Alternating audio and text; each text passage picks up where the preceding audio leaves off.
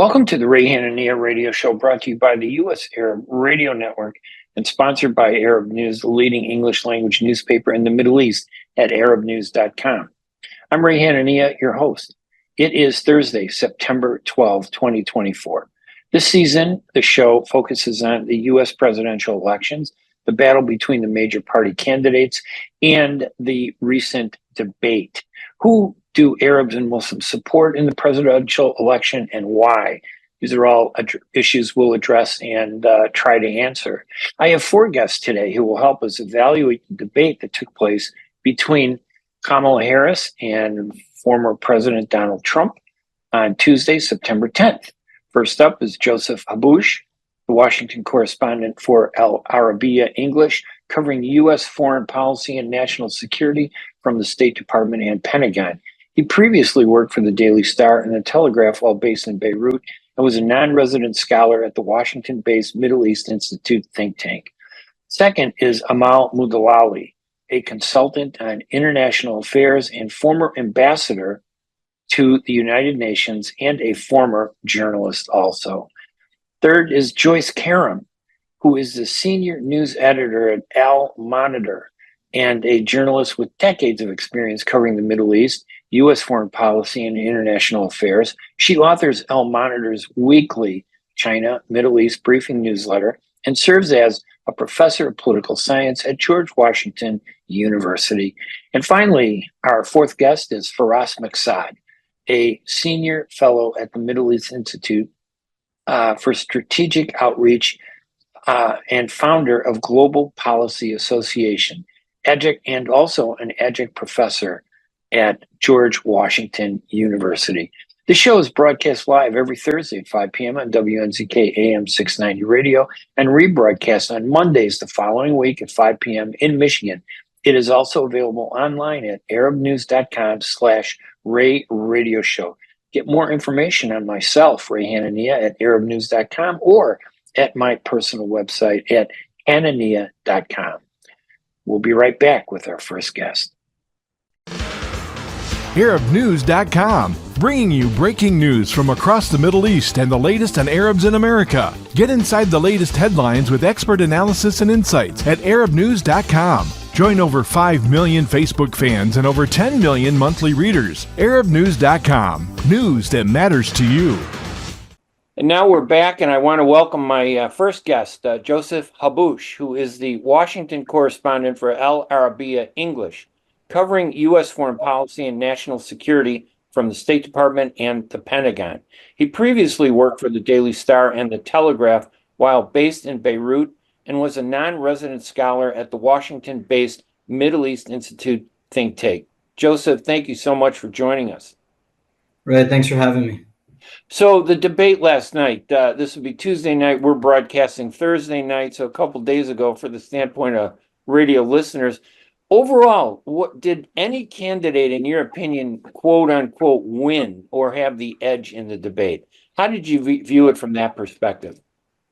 Look, obviously I'm speaking in my own personal capacity, not to give my opinion, but just based on conversations I've had with, officials and folks on both sides.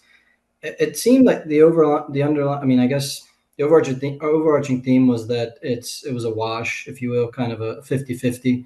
Both sides had their moments. I'm not sure that there are any undecided voters that changed their minds based on last night's performance. It was a bit bland overall, I would say.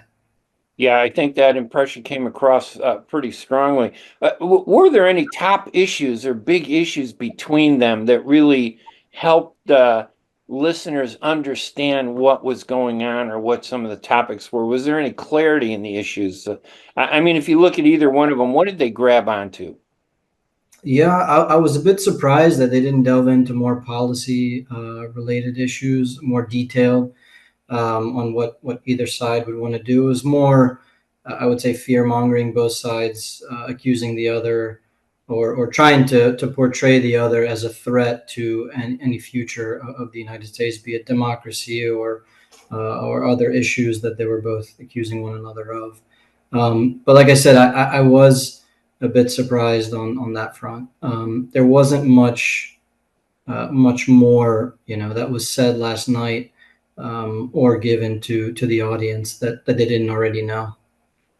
And it seemed like neither candidate was really able to explain how they would resolve issues like the Middle East, for example, Ukraine, the economy, immigration, crime. They talked about those topics, but was there anything, I mean, from the standpoint of the Middle East and Gaza, did you get a sense that of what they might do to bring it to an end, other than the repetitive headlines of ceasefire?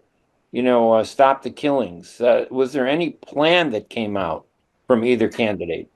No, no, not at all, really. I mean, like I said, nothing new, came out from either party.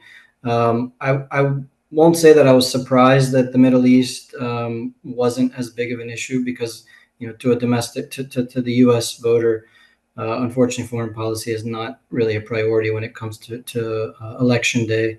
It's more on the economy, immigration, other issues that hit closer to home for folks here. I was surprised that there wasn't more on the economy. I think there was maybe one or two questions, and again, they didn't delve in. But as it pertains to Gaza, there was, that one back and forth between Trump and Harris, but no real meat on the bone in terms of what either one would do if they were elected. Now, you and I have watched, as journalists, we've watched debates in the past. Some debates have been very effective at getting things done. This debate, I mean, how does it rank in terms of, debates, in terms of its success in educating people who were watching to learn something? I mean, did you get a sense that it was effective, or was it just an opportunity for a few people to throw out their favorite topics and phrases and call each other a few names? Didn't seem like very depth. There was much. Yeah, no, I don't. Like I said, I don't think it gave anybody that was watching anything particularly new. I mean, you have folks on the Trump side. Trump came out and said it was his best debate ever, he thinks. And then you had the Harris campaign coming out on social media with their views, and then thinking that it was also a success and that they portrayed Trump as somebody who shouldn't be elected. But I mean, in terms, like I said, I don't think anybody that was watching, in particular for undecided voters, I don't think last night changed their views. And then I think in terms of ranking that debate compared to previous debates, be it the Biden-Trump the first debate or ones in previous years between different candidates, I thought it was a bit bland, to be honest with you. There was not much there. I think folks that are tuned in and listen to both sides pretty much on a daily basis got what they expected in terms of what they think both candidates were going to say. That being said, I was a bit surprised that Harris, the vice president, it seemed like she was trying to lure Trump in to the personal attacks, whereas she was the one that was attacking Trump on different, I guess you could say, various insults. And I know folks on Republican side, even just during on the day of the campaign, I was on the Hill speaking to some people close to him, and they were concerned whether he would be able to follow guidelines or advice from his advisors in terms of just letting the debate come to him. From that on that front, I think he did well. Then again, he had some hiccups, and so did the vice president. Yeah, I tend to agree with you. I think that I was a little surprised. Clearly, it was better than the Trump-Biden debate, but that isn't a great measure, is it? It seemed like Harris did a little more of the attacks, but Trump was a little more restrained than he normally. You expect him to go, nuclear sometimes when he's fighting with people, but he didn't seem to do that. Is that good for him, do you think? And did Harris need to project herself? I'm a leader. What was it that each one had to prove, do you think? Well, what did Harris have to prove, and what did Trump have to prove, in your opinion? What do you think? I think it was good for Trump's team in that he wasn't really lured, and he had a couple moments, which you can expect from from a Donald Trump. I mean, what we've seen over the years. But yeah, I think that was a plus for his team. I do think Harris was, from the out. She was a bit. It seemed like she was a bit nervous during at least the first question. She didn't answer it. It was on the economy and whether the country is better today than it was, 4 years ago. And then she obviously had an opening line that she had been trained to say and do, and that's what she did. But it seemed like she was a bit shaken as the debate went on. It seemed like she got a little bit more comfortable. But as you said, it kind of seemed that she was trying to project to the American voter that she is in charge. She is powerful. She can be a leader.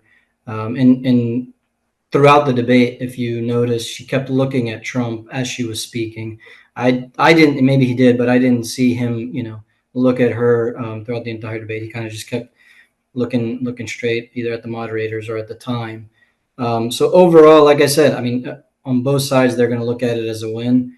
That being said, it was interesting that shortly after the debate was finished, the Harris campaign came out and said they wanted to do a second debate. I mean, that could mean one of two things.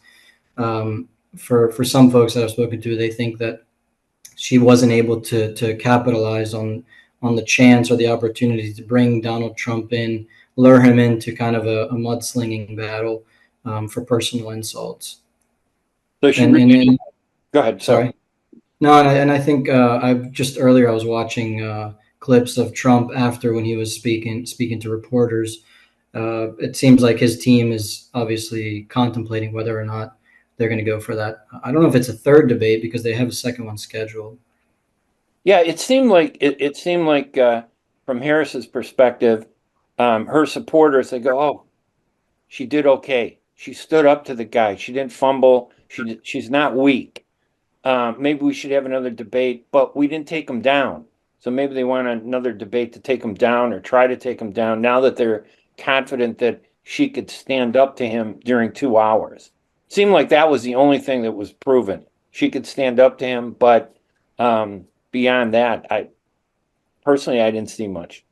Yeah, no, I agree, and that's the thing. I think for a Trump campaign, it's I think his team knows how difficult it is to have him listen to any advice. So he was able last night, at least from their point of view, not to really get sucked into these types of things that have been kind of his Achilles heel previously. So is he going to be able to restrain himself if there's an extra debate that maybe they see that is not necessary, particularly because at the end of the day, they're trying to convince the people that are going to vote for Trump are going to vote for Trump regardless, and vice versa for the vice president. So what are they getting out of it on that front? And you saw the vice president try to address, it seemed like some undecided voters or folks on the fence. I think she spoke directly to families impacted by fentanyl, which is huge, in Right. the U.S.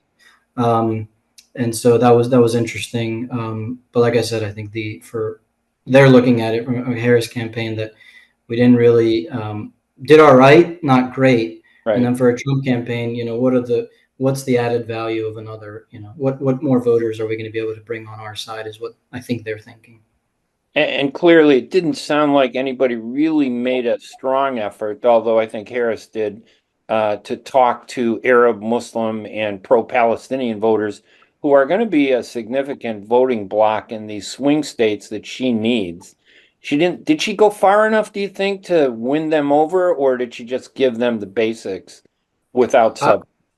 No, I don't think so. And I mean, from her campaign's point of view, I'm not sure that they're going to be able to do that in any of the debates. I mean, she's going to peddle the same narrative or the same line pretty much as the Biden administration has over the past few years. She'll take a bit of a tougher stance, just rhetoric, in terms of rhetoric against the Netanyahu government. But she made very clear that supporting the defense of Israel will be one of her main priorities. And I think the Arab Americans, in terms of the folks that are looking at her policy on Palestine or Gaza or the West Bank, I think they probably haven't forgotten the DNC in terms of not getting a voice. That was going to be a big platform for them. So I'm not sure. I don't think she convinced them last night, and I'm not sure in a debate, a televised debate, she's going to be able to do so.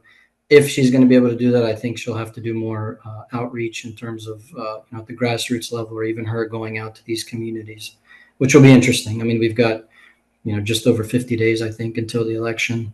So is she going to do that? Do they think that it's going to be as big of an impact as some observers think?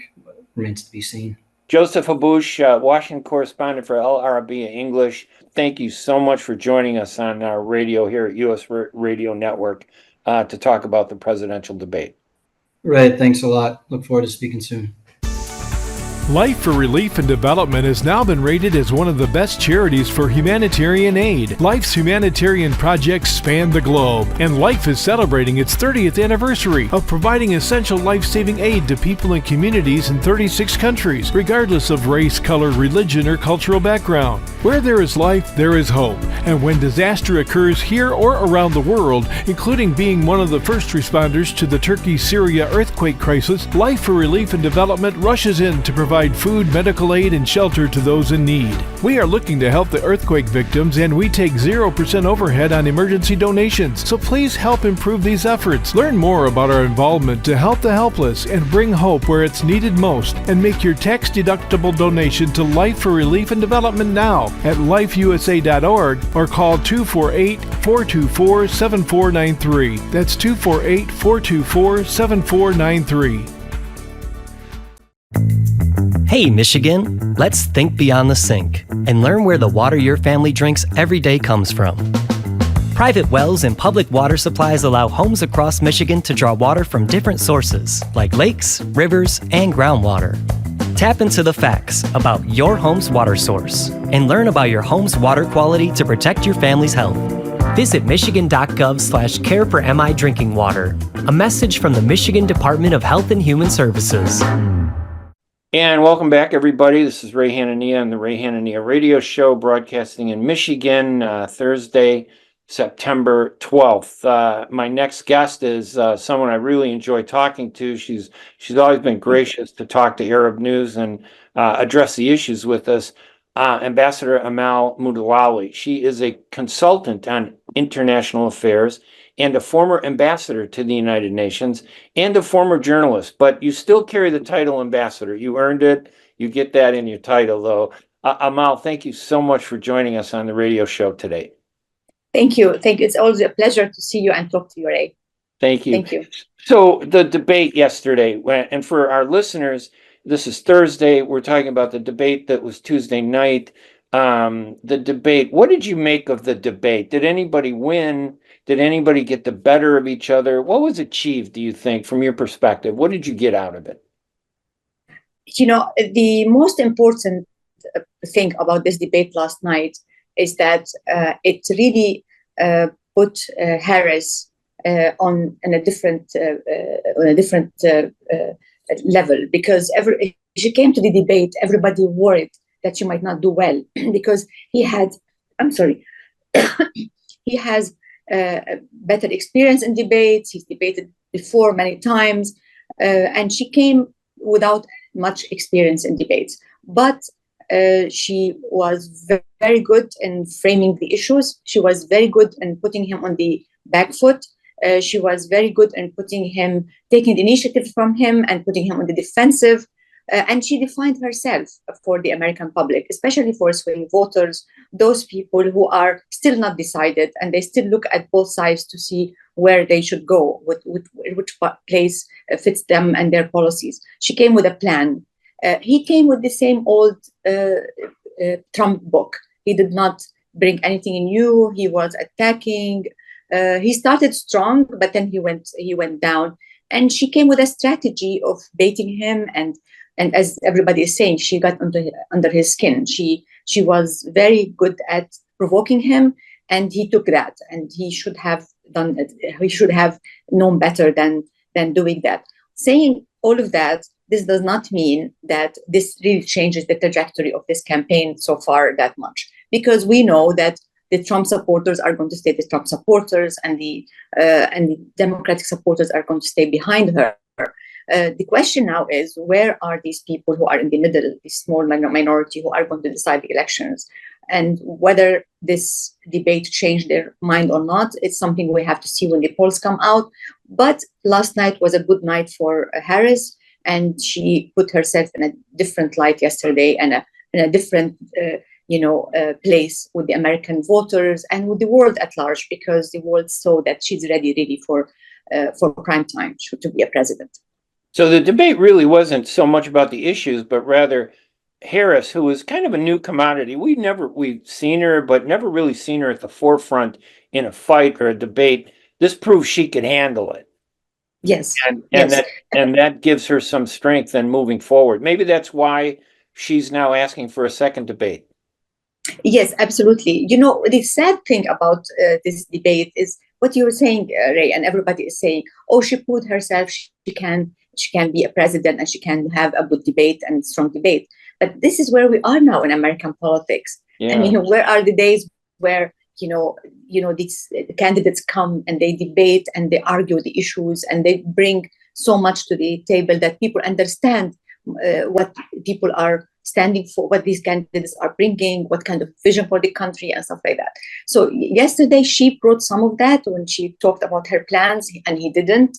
He was just attacking and stuff like that. But the debate in this country is not what should have been or what it used to be, and especially on foreign affairs. If you see their debate on the Middle East, for instance, and this is what's important for people in Michigan for the elections, she repeated her statement about the Palestinian issue, that she supports Israel and its right to self-defense, but she supports a two-state solution with self-determination. It's the same thing she's been saying since she became the candidate. But himself, he just went after her, saying she hates the Arabs and the Israelis. And he did not even talk about the Abraham Accords, which is his accomplishment in the Middle East, which is very strange. But we didn't have a debate on the Middle East between them. It was just like she's repeating what she had to say, and he's attacking her, and you don't really get an idea of how they would handle the issue, what would they do differently from now. And she came to the debate as if she was in the opposition. She was like, this and that, but she was there. She was there from the beginning. And he did not know how to handle that and how to use this against her. He used it at the last, when the closing statement, saying, you were there. But this should have been his attack line from the beginning, and he missed this opportunity. And even Lindsey Graham said he lost an opportunity in this debate. So I think we are where we started, with more clarity on Harris, and people know her better now. And this does not mean a lot to the results of the elections, because first, we don't know what will happen in the next 2 months. 2 months is an eternity in politics. And second is we did not see more details of their positions, and hopefully that in the next couple of months we see more of that. It seemed like the debate format. Now, I've been in politics 45 years. I've covered debates from Chicago mayors all the way up to the presidents. This debate seemed less about issues and more about the people. And I think you hit the nail on the head. This was Harris's opportunity to say that I could stand up to him. Trump could have brought in issues, but he just resorted to his headlines. But the American people, we really didn't get much substance on issues other than the two personalities. Do you think that's correct, or do you think that's a wrong perspective? I agree with you, because as I was saying, you could see that people, each one of them will come with his statement. But like, for instance, when she talks about any issue, he does not go back and argue with her on the issue, or when he says something, so each one was there to just say what his statements are, what his prepared statements are. So we did not really see a real debate, with back and forth, and how, each one corrects the other. The moderators were correcting people, fact checking and correcting. So it was not a very dynamic debate in the sense of more exchange of views and counter views and stuff like that. It was, each one was saying his prepared statements and strategy. Each one stuck to his strategy. And, we saw him basically going back and forth, back all the time, again and again, to his main points about the economy and its inflation, about the border, and about the country as a disaster. But there was a contrast between them, which she managed to do, and very importantly did it, which she shows that he is the past and she's the future. And he also helped her in that by showing that a darker picture, like the country is in decline, it's a disaster, we're going to go to World War III and stuff like that. So he was not very positive about the future. And I don't think this would resonate, especially with young people. The other issue, which I think it was a problem for him, is that I from what I was reading, is his advisors were saying, don't attack her as a woman, don't do that, because you don't want to lose the women vote. And I think he was struggling with that because, on many occasions he could not help himself. He attacked her a little bit, and then at two times he would say to her, "Quiet, please. I'm talking." It was he doesn't want to go further than that because he doesn't want to alienate the women vote. And the issue with race is the same problem for him. He cannot go far against her on the race issue because he doesn't want to alienate the Black American community. So he had his handicap in the campaign, but he did not succeed in exploiting his strength in the campaign, which is basically, you were there, tell us, why you didn't do it then. He should have done that much more and talk more about his record when he was a president, because she told him we inherited a mess, and he did not know how to answer her. Right. Even Instagram said he should have said this and this and this and that, and he didn't do it. And then the one constituency that I think wasn't addressed, and I think is critical, but then again, I'm Arab and Middle Eastern, so American, was the Arab, the Muslims, the Arabs, those voters in the United States, who they'll be having a convention in Dearborn this weekend. They don't seem to be supporting either side, the majority of them. And the polling shows that both Harris and Trump are very close. So for the first time, Arab and Muslims could have an impact in this election. Neither side really seemed to reach out to them, did they? They weren't addressed significantly. No, they did not. And as I was saying, I think her statement on the Middle East was directed towards people like them, because she wants to bring them to her side. But she did not say anything about that. She could have said something more, and she could have won part of that population, but she didn't, and he did not mention at all. He did not. Although I read that his surrogates are all over Michigan and other states that with Arab Americans, trying to work with them and trying to convince them that he will be for them. But personally, he has not reached out to them in any of his statements or said something about it. Maybe yesterday when he said she hates the Arabs, that's his idea of trying to to convince the Arab Americans to vote for him. But I don't know if that's enough. I don't know if that's enough. Or the right message. Or the right message. I think you're absolutely right. I didn't hear. I mean, we heard the generic lines from Harris. At least she brought it up, but it didn't go past the headlines. What's the substance? We didn't get any real substance on any of the issues, I thought. Any final thoughts, Ambassador, about the debate? Any suggestions for the next, if there's another debate? I know Harris said she wants one, and I don't know if Trump is going to do that or not, but what would be your suggestions or any final thoughts? Yeah, yesterday after the debate, he indicated he was not interested in another debate. But if there is another debate, I think she could do as well, and the debate may be better because now she has experience dealing with him. But he has to come more prepared. I think the former vice president was not prepared for that.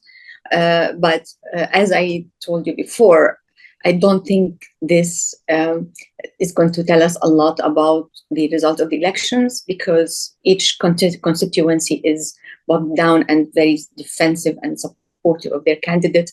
The question is the swing voters and that small group of people who have not made up their mind. And the Arab American community is one very big example of that. And neither side succeeded in bringing them in or convincing them that he's the one or she's the one that they will be better for them as a president and will take their interests into account. I think they have 2 months now, the candidates, to do that, and I'm not sure how they would do it whether they would do it. But I think this is a big, important opportunity for them to try to change that community to their side. I want to thank my guest. It's always a pleasure to talk to her, and we really enjoy speaking with her, Ambassador Amal Mudallali. Thank you very much, Ray. It was a pleasure to talk to you and good to see you. We will. Thank you so much for joining us. We really appreciate it. Bye-bye. ArabNews.com, bringing you breaking news from across the Middle East and the latest on Arabs in America. Get inside the latest headlines with expert analysis and insights at ArabNews.com. Join over 5 million Facebook fans and over 10 million monthly readers. ArabNews.com, news that matters to you. With more than 30,000 successful in vitro fertilizations, IVF Michigan is now ranked as one of America's best fertility clinics according to Newsweek magazine. IVF Michigan fertility centers are the recognized leaders in high-quality fertility care. With locations in Bloomfield Hills and 9 other cities in Michigan and Ohio, IVF has experts in all aspects of the field. A founding member, American board-certified Dr. Nicholas Shama, is one of the leading reproductive endocrinologists in Michigan and Ohio. He has performed over 20,000 successful IVF cases, and it's helped thousands of couples fulfill their dreams of parenthood. When it's time to get personalized care from Dr. Nicholas Shama at one of America's best fertility clinics, call IVF Michigan Fertility Centers in Michigan and Ohio toll-free at 855-952-9600. 855-952-9600. And now I'd like to welcome my next guest, Joyce Karam, who is the senior news editor at Al Monitor and a journalist with decades of experience covering the Middle East, U.S. foreign policy, and international affairs. She authors Al Monitor's weekly China Middle East briefing newsletter and serves as a professor of political science at George Washington University. Joyce, thank you so much for joining us on radio today. Great to be with you, Ray, and with Arab News. So the debate, now this is Thursday that we're broadcasting. The debate was Tuesday night. What did you make of the debate? What was your impression when it was all done? Well, it was a great show for sure. It was very different from what we've seen in June between President Biden and former President Trump. This was much more engaging, robust, dialogue between the two when they had to. It delivered very strong punches from Kamala Harris. It offered the vice president a chance to introduce herself better to the American public. Donald Trump was the Donald Trump, as you know, Ray, the one that we know. He took the bait every time that Kamala Harris attacked him. He repeated his big sound bites from rallies. It was not much substance on the Middle East, I would say. There was generic, broad talking points from both, but there was no insight on what either candidate would do were they to be elected to deal with the many conflicts happening in the region. These debates are hardly ever deliver much substance on the issues. There were big moments in Obama, Romney, Trump, Hillary Clinton, but these big moments, when you reflect on them, they're very much sound bites. So I didn't go into this debate expecting much issues. Where I think Kamala Harris succeeded is in introducing herself. This is, although she's been vice president for now almost 4 years, the American people don't know her much. She's been very much in the background. on many of the big issues, foreign policy and domestic. She hasn't been doing much interviews. So by holding her own, by delivering very strong punches against Donald Trump, I mean, he was mostly on the defensive in those 90 minutes. Yeah. She managed to let the personal attacks get to him.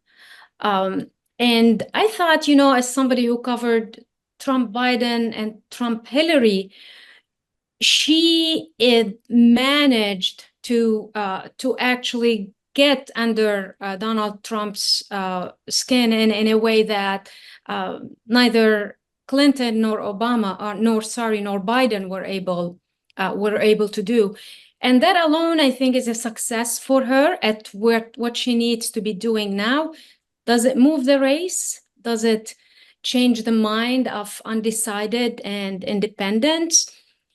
It's very hard to assess at the moment, but at least she did what she needed to do at the moment.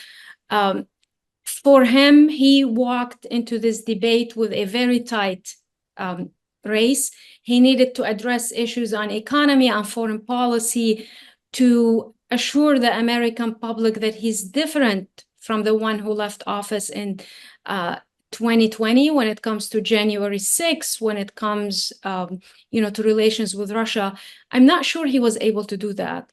So because of this, I think she walks out with an advantage from the Philadelphia debate. So because there were no hot mics at the debate, their mics were silenced when they didn't have the floor. I think her team prepared for a nonverbal language communication. You saw her shaking her head.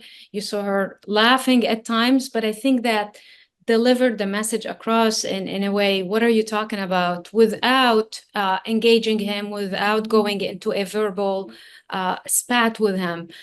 So I didn't get any sense that, this was arrogance or entitlement. I thought it's more how she is communicating to the American public that this absolutely makes no sense.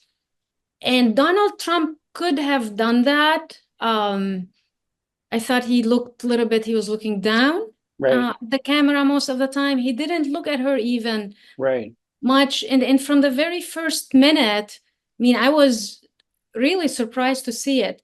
She went to him with this handshake. Remember? That was strong. That was strong, right? Yes. So that was very different from Biden, where we didn't see a handshake. And that to me was a message to him that I'm going to be in control of what happens in the next 90 minutes. I'm not ceding that control to you. She also avoided getting dragged into, debates with him. I mean, he called her all kind of names, like your father is a Marxist, you're bad, you're this. She didn't. She didn't go down that road. Whereas, I don't know, with the Biden, Trump, I mean, that whole segment on the golf, playing golf, who gets more holes. Right. And that was just too personal. That was too personal. So on that, I think she came prepared. She got out what she wanted. There was not much substance as it relates to our region, as it relates to concrete policies they'll bring to the table on foreign policy. But otherwise, I maintain she walked out with an advantage from that debate. Now, does it seem like, and I think you're right, I think she came across strong. She did very well. But was it enough to change voters? Because they're on such a tight race. The one area of voters who have an impact are Arabs and Muslims who are upset over Gaza. I know that Harris touched on the generic, I support two states, we want a ceasefire, I support Israel, but we need to respect the Palestinians. Was that enough, do you think, to get Arabs and Muslims to say, who are voters in the U.S., wow, I need to support her? You're absolutely right. This is a close race. This could be decided over, the electoral votes from Pennsylvania or from Georgia or Arizona, Nevada. We'll have to wait and see what the polls from Michigan, big Arab American community there, what they bring. I personally thought his attacks on her may help her with the community more than actually what she said, branding her bizarre attack that she hates Israel. Right. She's part of an administration that has given unconditional support to Israel in its war in Gaza, saying that she hates also Arabs and Jews. I mean, it turned into this, it's a circus. So I couldn't actually understand the point he's trying to make, and then he would go back to immigration. So his line of attack was not consistent. And don't get me wrong, there is a lot to attack about Biden's policy in the Middle East, because there was not much done. Right. There's not much done when you look at the Biden record. It was more continuity from Trump and dealing with the same conflicts in the region. Some are much worse, with the example of Gaza. No nuclear containment of Iran, no regional containment of Iran.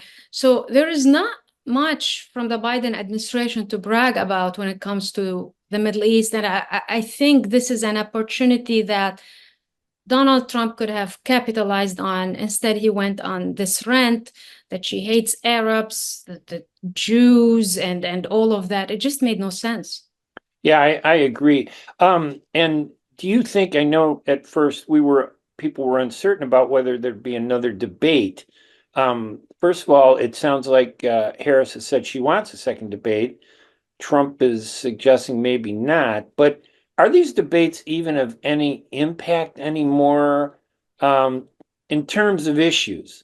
In terms of personalities, they seem to be important. Biden's inability to debate destroyed his career, at least his reelection career. Harris was able to prove that she can stand up and really take on the issues. Trump is the same old, maybe not as aggressive and not as mean as he has been in the past. But for the voters, what do these debates offer? Do they offer anything more? Have we gotten everything from the debate that we can expect? So as a journalist, as a voter, myself, I'm sure you too, it's part and parcel of the democratic system in the US to have 3 debates, to have a debate commission overseeing this. This is the second time that we see both campaigns saying, oh, we don't want the debate commission to oversee this. We're going to do it on our own. I'm not sure this is healthy for the American political system. So I'm very hopeful that we will see another debate between Harris and Trump. On the question about the impact, I mean, I do think they matter in a sense because this is a very short period of time to introduce Kamala Harris. They know Trump, the polls show like most people don't want to even know more or hear more about him.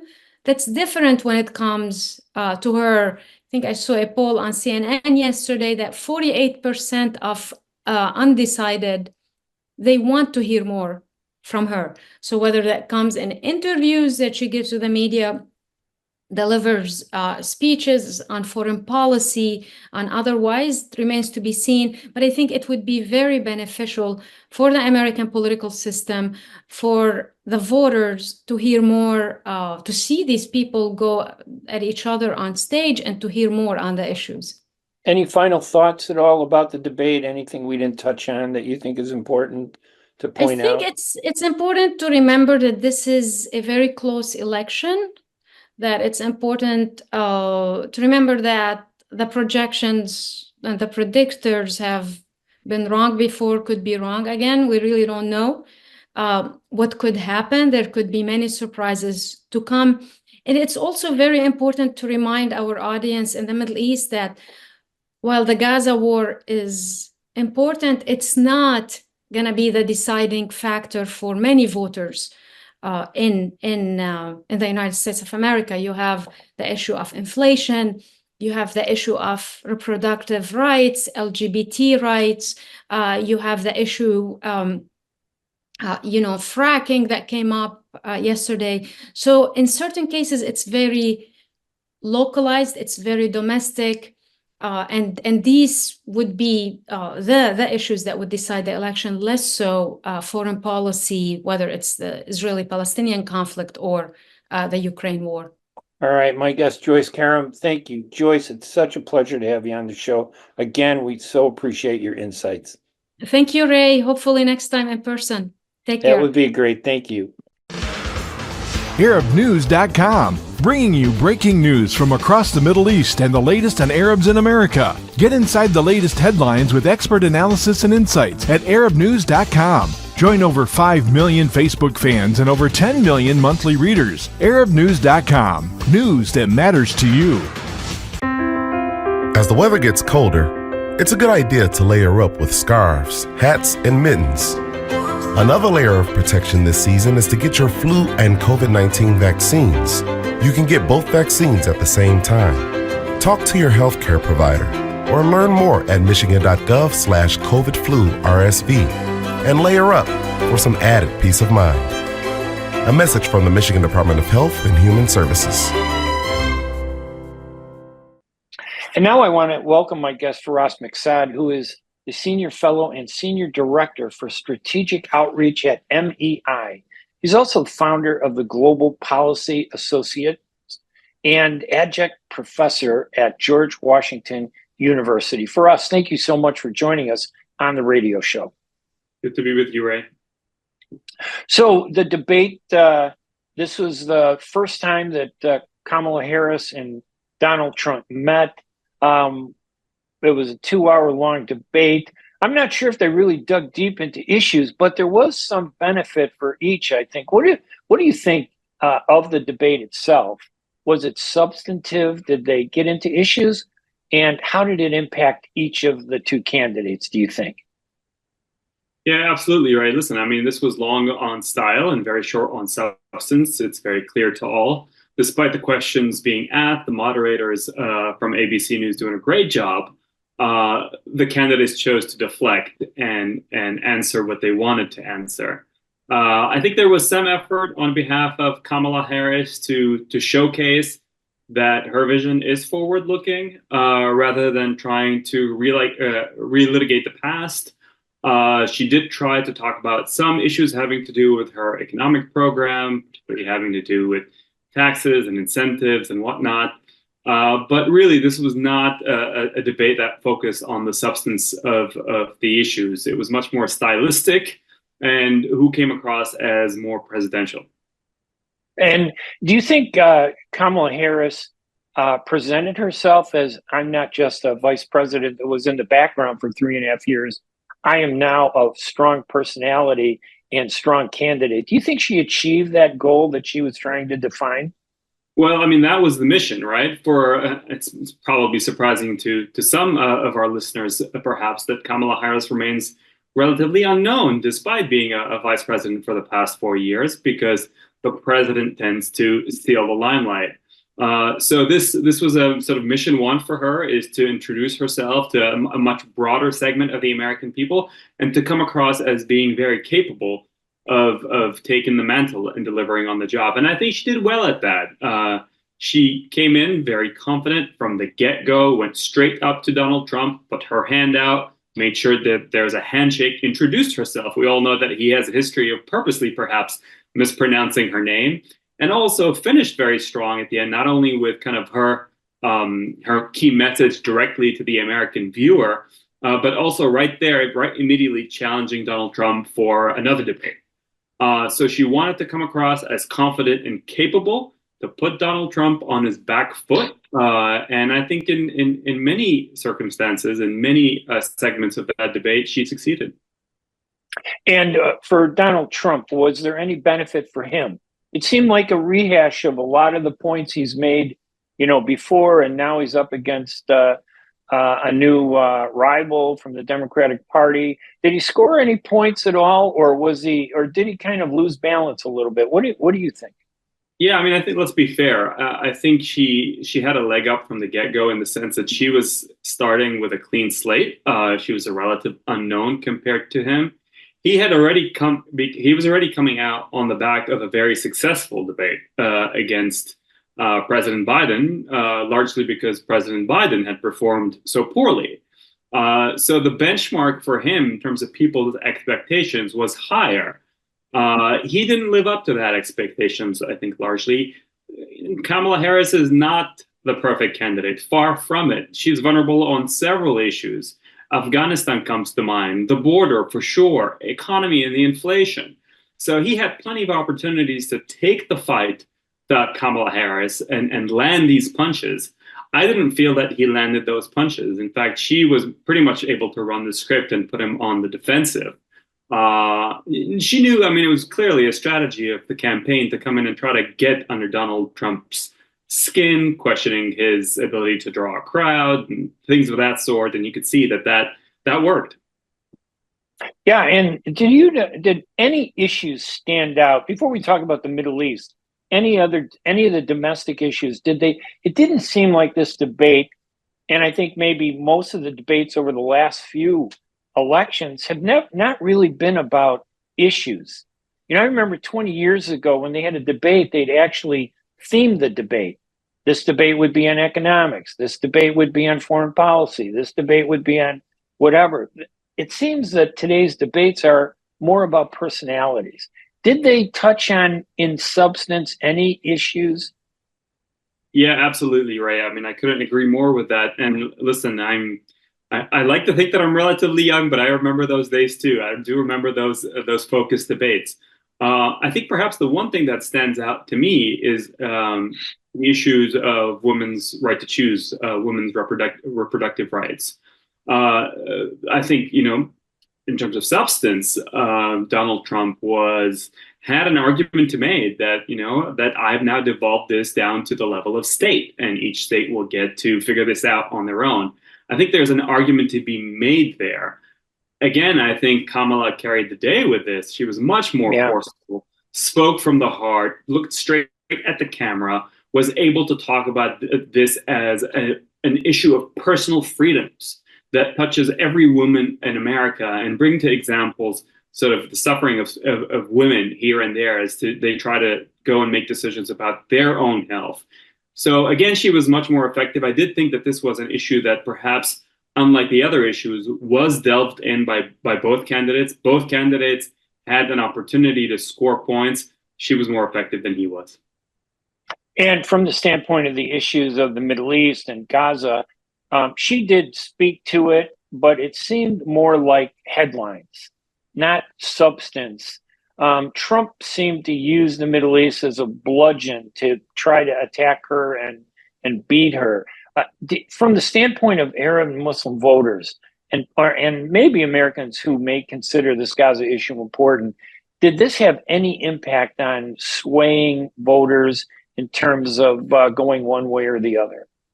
Yeah, I mean, before I get to your question about sort of Arab and Muslim voters, I think it's very important for all of us to remember that most of the electorate out there have pretty much made up their mind. I mean, this is a highly polarized political environment.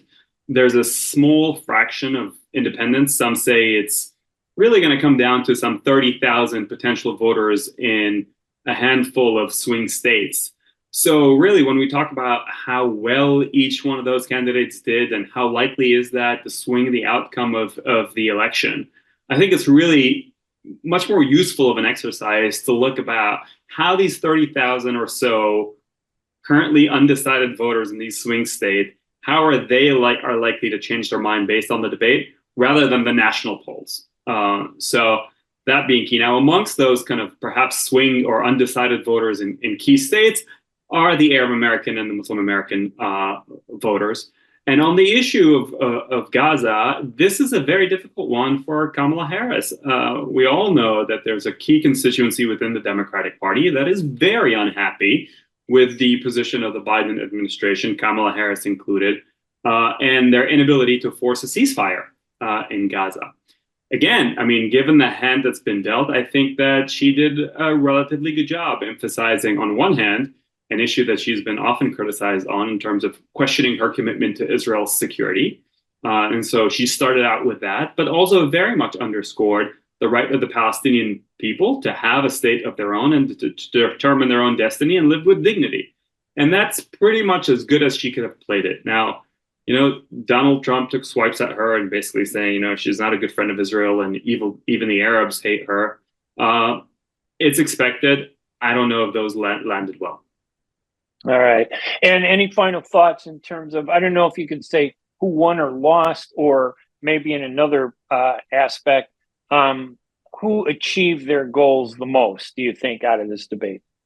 Yeah, I think it was very clear for me that Kamala came in with a much lower bar, much lower expectation to meet. So it was an easier job for her in that sense. But clearly the better prepared candidate had a strategy in mind, how to put him on his back foot, pivot on issues that she's vulnerable on. Again, immigration, the economy, inflation, Afghanistan. She quickly changed the discussion when asked about these things. I didn't think Donald Trump came in as prepared as she was. And so I would score her the winner. It's a whole different question, though, whether this will have the desired impact on these key undecided voters in these key swing states. All right, my guest, Firas Miqsad, Senior Fellow and Senior Director for Strategic Outreach at MEI. Firas, we really appreciate you joining us on the radio show, and I look forward to talking to you again. Your insight is always very helpful. Thank you. Thank you, Ray. Good to be with you. At Top Rehab Physical Therapy Clinic in Dearborn, we provide effective physical therapy sessions in order to limit pain and discomfort. Top Rehab provides physical therapy care for any diagnosis prescribed by a physician, and we regularly see and treat conditions such as stroke, TMJ, fibromyalgia, sciatica, joint pain, and more. We use a variety of pain management methods, including modalities, soft tissue mobilization, and therapeutic exercise. If you're in need of physical rehabilitation or physical therapy, get the highest quality health care at Top Rehab. Most insurance is accepted, and we're open Monday, Wednesday, and Friday 8 to 6, Tuesday and Thursday 8 to 5, and Saturday 10 till 2. Call for an appointment today at 313-846-0555. That's 313-846-0555. Choose Top Rehab Physical Therapy Clinic on Michigan Avenue in Dearborn. Life's too short to be in pain. Get ready for an amazing experience at Ishtar Restaurant on 15 Mile Road in Sterling Heights. Enjoy excellent hospitality from owners Ali Al-Baghdadi and Fatty Bonham, serving the best in Mediterranean food. Try Chef Ali Al-Baghdadi's famous shawarma, the best Iraqi grills and food, and the best Arabic and international dishes. Dine in our authentic atmosphere or take out. Call 586-698-2585 or check us out on Facebook. Ishtar Restaurant practices all CDC guidelines and is open every day 11 a.m. to 10 p.m. Have an amazing experience today at Ishtar Restaurant, 3625 15 Mile Road, Sterling Heights. Thank you for listening to the Ray Hanania Radio Show, brought to you by the U.S. Arab Radio Network and sponsored by Arab News, the leading English language newspaper in the Middle East at arabnews.com. This season, the Ray Hanania Radio Show focuses on the U.S. presidential elections, the battle between the major party candidates, former President Donald Trump and Vice President Kamala Harris, and the third party contenders who could push the election into the House, Robert F. Kennedy Jr. and Dr. Jill Stein. We'll be back next Thursday with more special guests to help us understand the role Arab and Muslim voters in America are playing in the presidential election. Check out our page at arabnews.com/Ray Radio Show for all of the programs that we've recorded and all of the story links that have been written about the program. And also you can go to my website at hanania.com, Hanania, hanania.com, for my columns, my radio shows, my podcasts, and all my writing at Arab News. Have a great week, everybody. See you next Thursday. Good evening.